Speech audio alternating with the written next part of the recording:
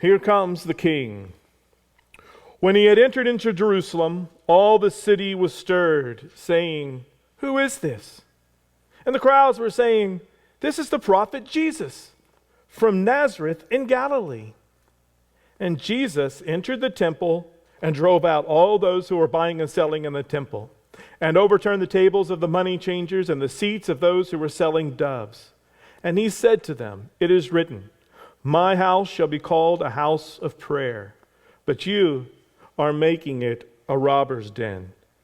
And the blind and the lame came to him in the temple, and he healed them. But when the chief priests and the scribes saw the wonderful things that he had done, and the children who were shouting in the temple, Hosanna to the Son of David, they became indignant and said to him, Do you hear what these children are saying? And Jesus said to them, Yes. Have you ever heard it read?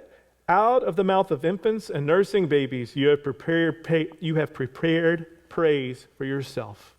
Tongue twister there. Once upon a time, there was a king just starting to build his kingdom. He desperately needed a capital city to centralize his power and his rule. And he saw this great city on a hill and thought, that place will make a great place. None of his people had ever lived there. It would be neutral. No one group of his army and his people would feel left out. The problem was that the city was on a hill and it was very easy to defend, which is also why he wanted that city. Now the city leaders discovered that this ambitious king building his kingdom was bringing his army toward them. But they were so sure of their security that they sent him a message mocking him, saying, Well, you're coming. We're going to put our blind and our lame people up on the edges and the towers of our city to protect us. It's a mockery. But this king, building his kingdom, had a trick up his own sleeve. See, a city built on a hill still needed water. And he discovered where the water rose up through the hill and up into the city. And therefore he discovered the way in. So he challenged his little small army to climb that shaft and to fight their way in. And he said, the first one that gets to the top is going to be my new general. They took the city very quickly, and the king made it his capital. Now this new king of the city, he remembered what they said about the lame and the blind keeping him out in mockery. So he brought judgment. And he said, The blind and the lame shall not come into my house. This upstart king is none other than King David. And his new city was Jerusalem. Though there wasn't a temple built yet when David took it over, the house where the blind and the lame could not enter became understood as the temple. David turned the city leaders into servants. He annihilated their gods. He took over their economy. His judgment turned their world upside down. Now, a new king, establishing his kingdom, is coming into that same city with shouts of adulation. Hosanna, which means save us, or salvation, please. Salvation, or Hosanna, to the Son of David. Who is this, people are asking? I imagine that as the crowds are making their way through the streets, you have people sticking their head out the windows. I don't know why I imagine it that way.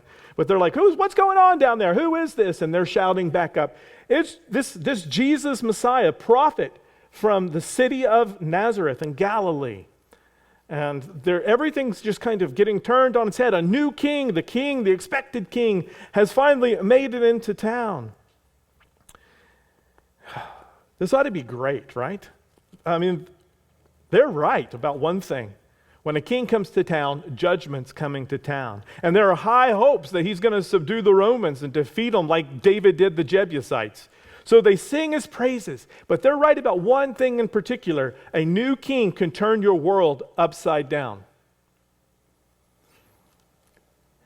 They never quite suspected they would get caught up in his judgment because Jesus was going to turn the whole world on its head.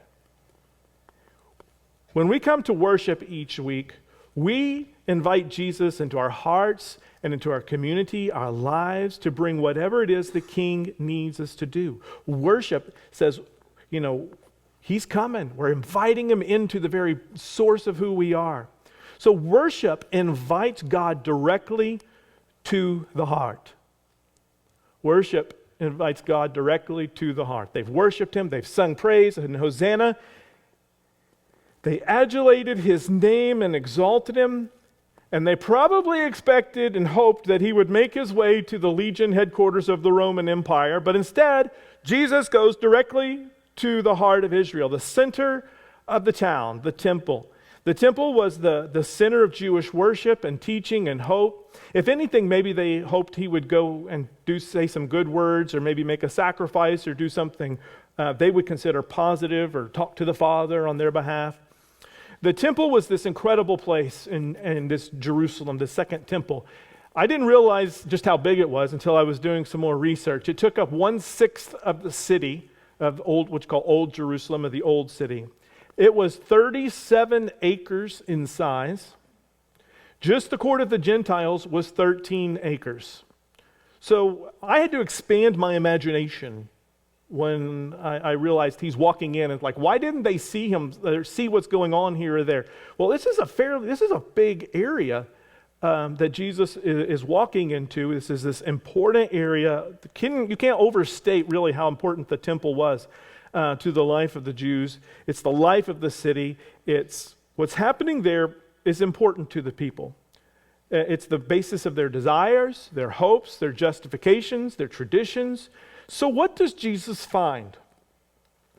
Famously, He finds people profiting on forgiveness, making a bunch of extra money basically to sell animals at a higher inflated rate in this kind of complicated exchange that's not important.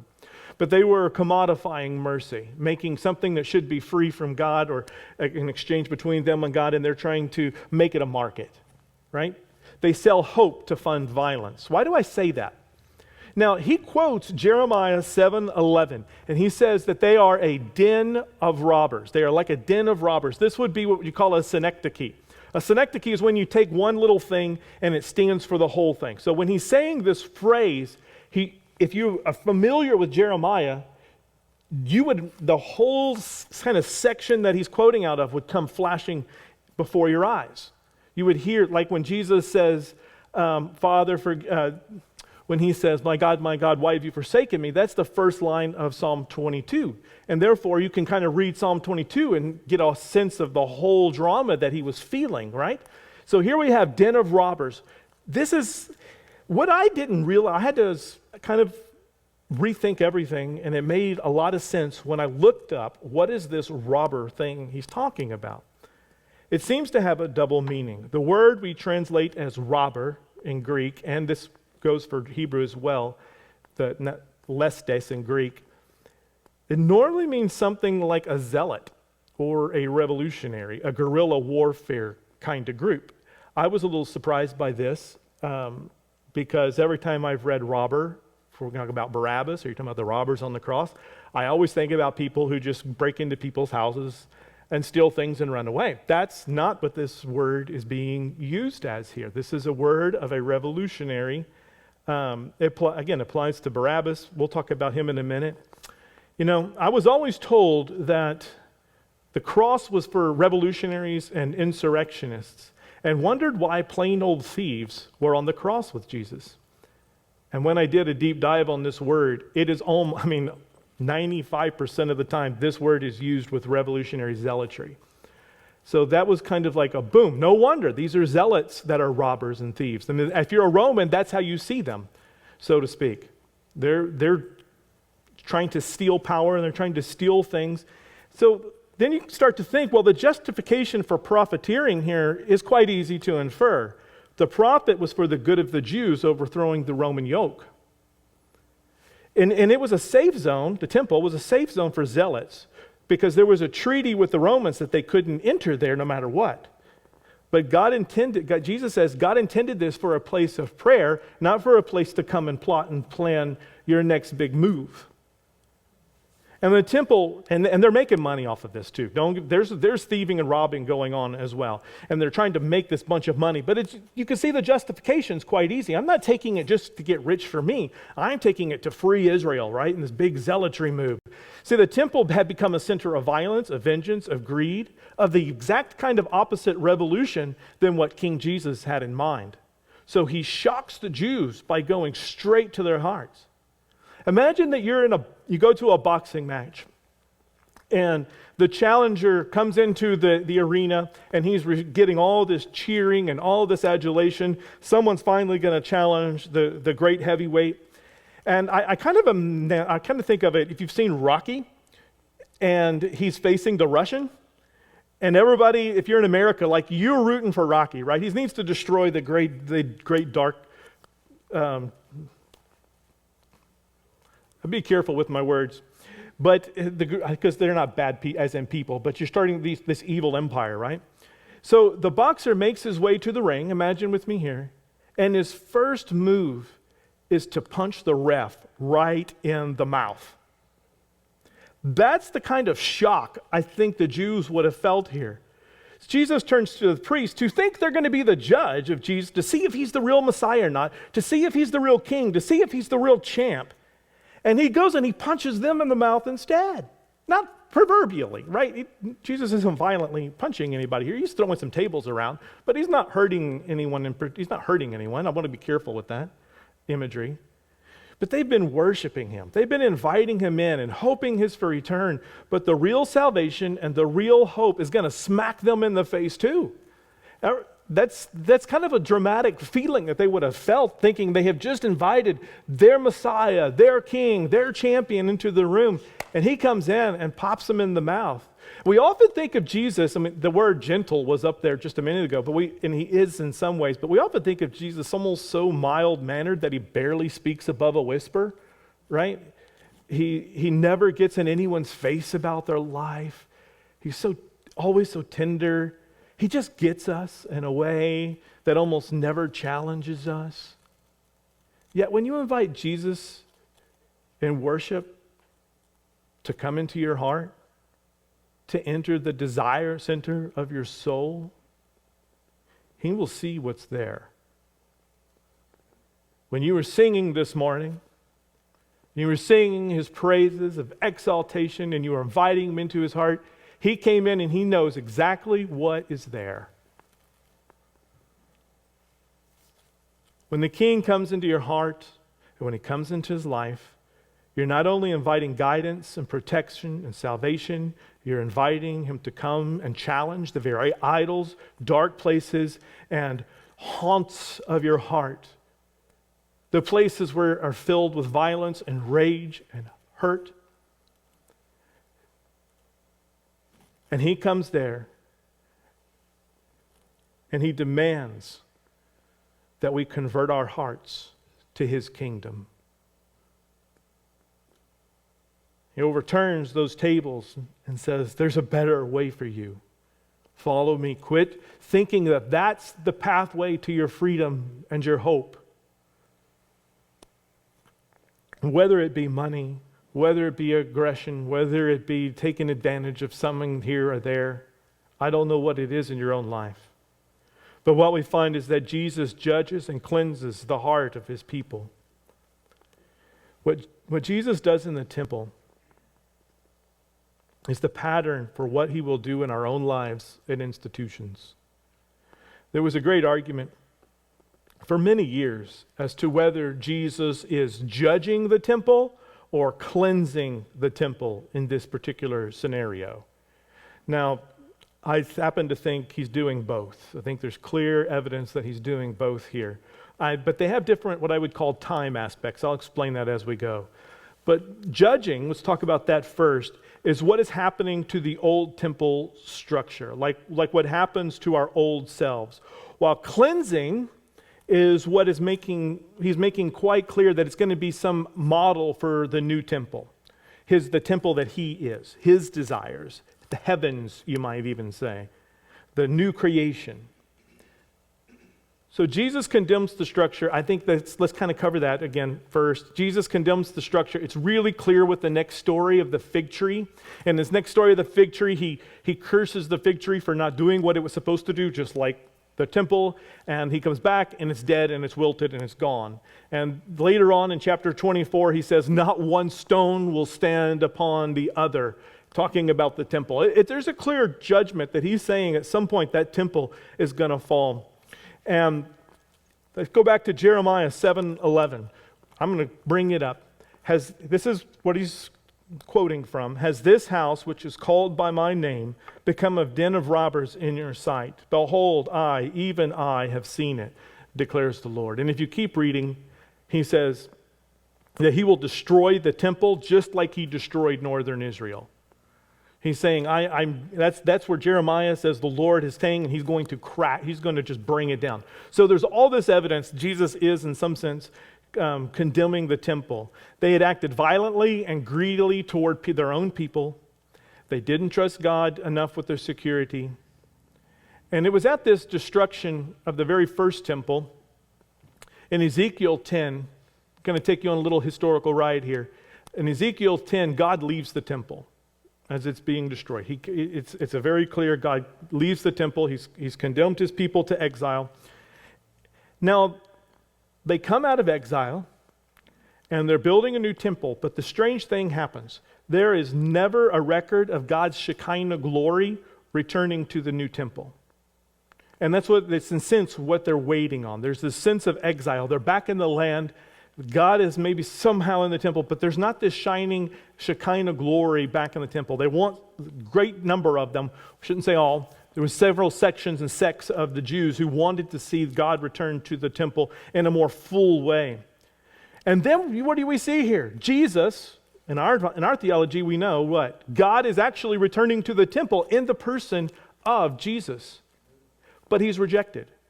He sees something and he goes, I see the same thing I saw back in Jeremiah happening all over again.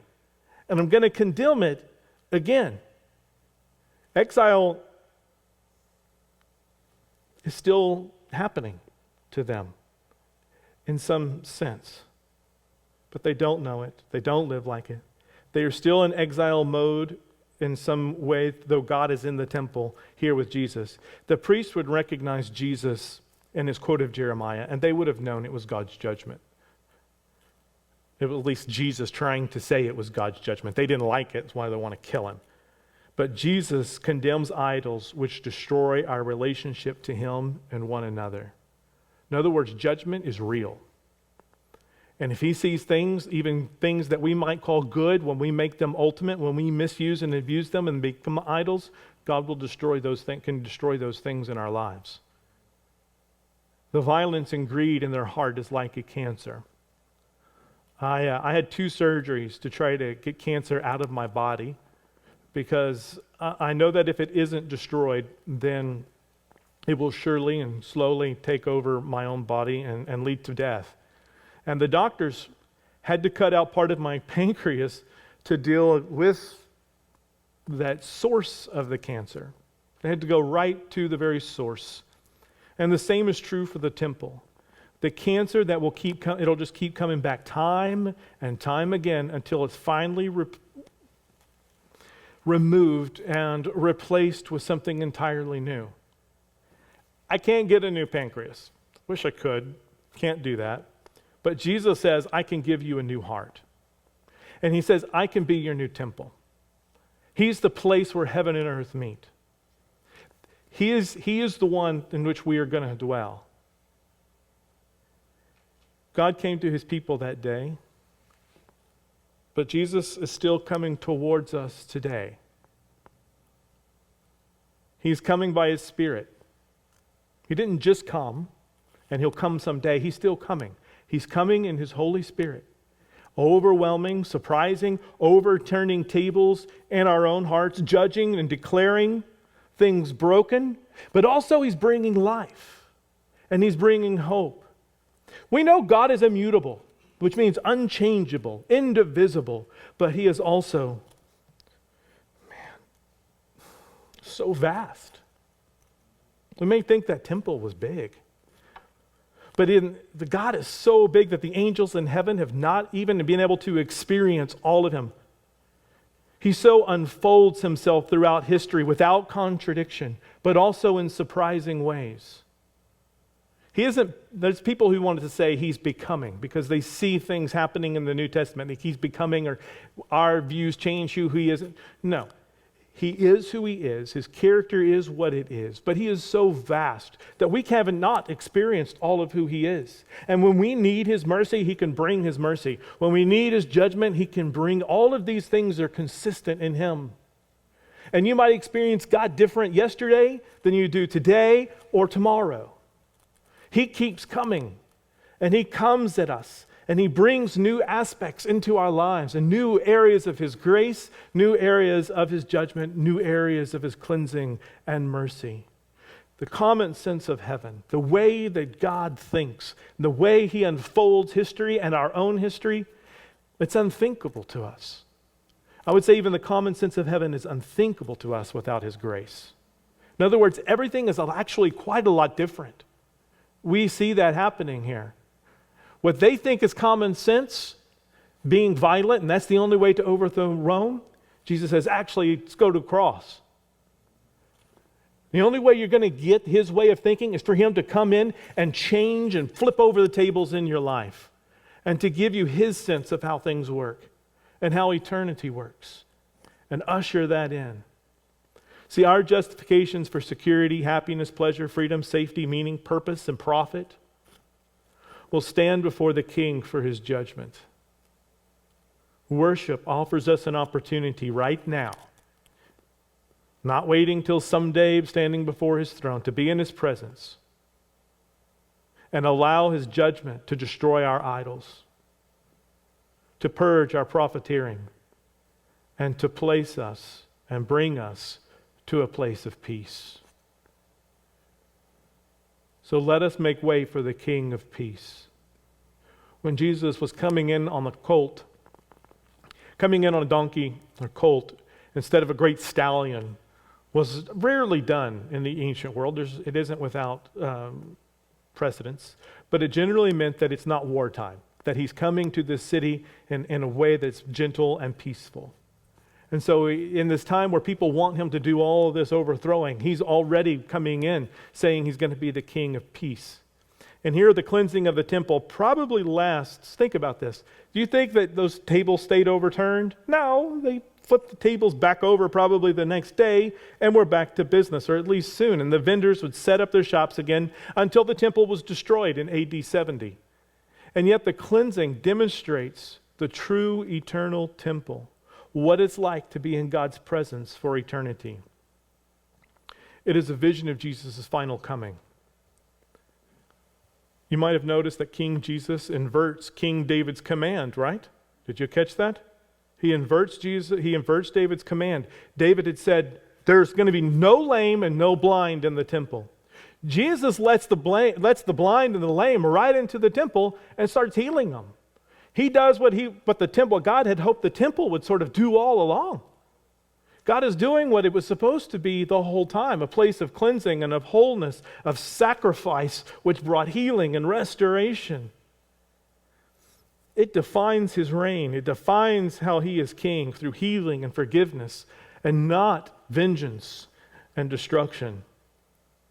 In addition, what do we see next? I thought it was kind of strange that Jesus walked into the temple and started a children's choir. First kind of thing he did. I'm kind of joking there. But children were not allowed on the temple grounds. They weren't supposed to be there. But suddenly this children's choir spontaneously erupts into chorus. They keep singing. It's echoing in their head. They're just full of this excitement. Hosanna to the Son of David. And the priests are furious. They're so mad about this, right? They're like indignant. This is not supposed to happen. You're supposed to make things more how we want them, not less how we want them.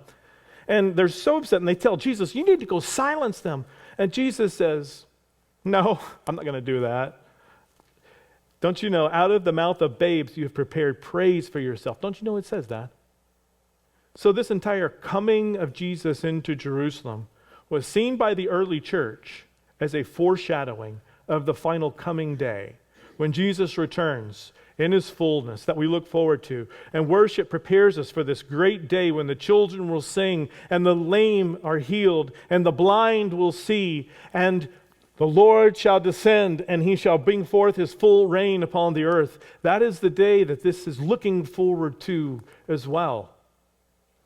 And we find ourselves like the temple priests if we're not going to Him in worship regularly, having Him turn over the tables in our hearts. We will be shocked by His grace and His mercy when we don't go and get in line with who He is. Will He find churches full of nationalist zealots plotting their political power plays from something pretending to stand for God's ways? I kind of wonder. Or will He find those who welcome in those in need, who go to the world and tell them of His greatness, who sing Hosanna? Will we find our hearts singing Hosanna? Then He defines for us, as we look forward to this week, that the path to the kingdom is through the cross. The crowd which yelled Hosanna would soon scream, "Crucify Him." They didn't change their minds. They chose Barabbas on that day of Passover when they would release one criminal. They would scream, "Free Barabbas. We want Barabbas. Crucify. We want the robber. We want the zealot. We want the zealot who does revolution and gets freedom our way rather than Jesus." We live in a world filled with violence and vengeance as the way to deal with justice. We think cleansing means keeping out the riffraff. That's why the crowd screamed, "We want the zealot. We like his way. We want Roman blood."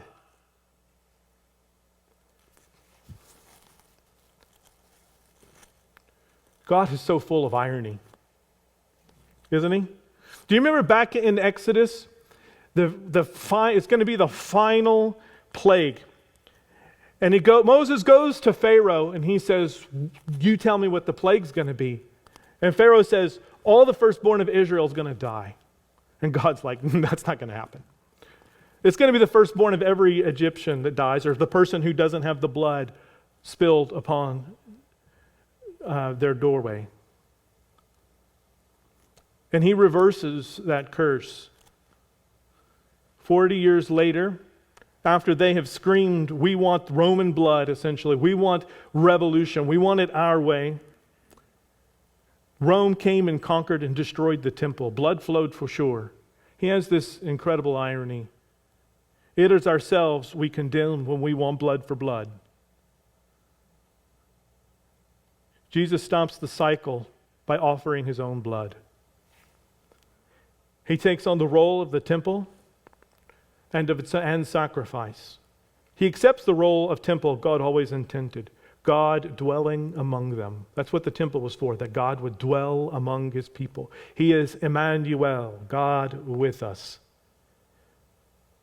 And He takes that. That's why He is doing what the temple was always supposed to do. And He actually goes out and keeps doing what the temple was supposed to do. Jesus referred in this last story to the cross as His throne. So last week we looked at it and He said, He was talking about to the two sons, and He said, "You think you can sit beside me on my throne?" Talking about the cross. He sees the cross as His throne. And you kind of put these together and you realize the mercy seat was the throne within the temple, which the blood would be poured out upon for the forgiveness of the sins of His people on the Day of Atonement. And here we have this new throne where Jesus' own blood will flow upon it and will cleanse not just those who are in the temple, but those throughout the entire world who give their lives over to Him. Jesus went to the cross and He gave His blood that we might have peace, that we might not spill each other's blood again, that we would seek other ways to peace. You might have noticed I said God can turn your world upside down. Can. It depends on how you respond in worship. They rejected Him, but the children sang His praises. There were those who wanted to hang Him on a cross, and those are those who followed Him to the cross. Is what you sing this morning what you mean? We have our palm leaves. which they were throwing down. I ask you to throw them down this morning. But we have our palm leaves, and we've had them folded. They're folded into the shape of a cross. Now, you have to realize our worship leads us to dying to ourselves, to taking up our cross and following Him. Our worship is supposed to be in the shape of a cross and not a sword or whatever. That you understand the point is. The idea is that when we worship, we are knowing where this week is leading. This week is leading, our worship is leading to a cross. Let us raise our palm trees this morning. Let us sing and worship in the shape of a cross and go out and enjoy this morning. So I'm going to ask something strange of you, especially for Baptists. Is that we're going to stand and we're going to sing, but we're going to hold up our palm tree. You know how if you've ever been to where people are doing particular palm tree things, you go like this or you wave it around, however you want. Just worship, and let this remind you to worship in the shape of the cross as we sing Hosanna.